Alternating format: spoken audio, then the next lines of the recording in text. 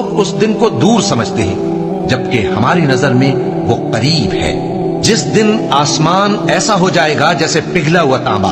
اور پہاڑ ایسے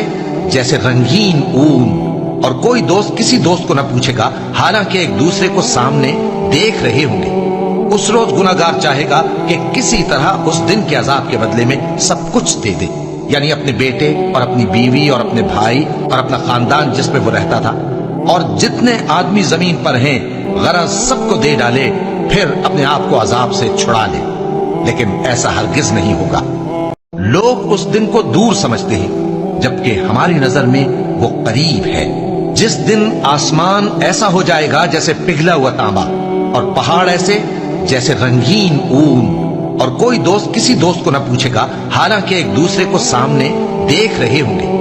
اس روز گناہگار چاہے گا کہ کسی طرح اس دن کے عذاب کے بدلے میں سب کچھ دے دے، یعنی اپنے بیٹے اور اپنی بیوی اور اپنے بھائی اور اپنا خاندان جس میں وہ رہتا تھا،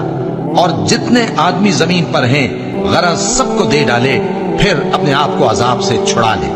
لیکن ایسا ہرگز نہیں ہوگا۔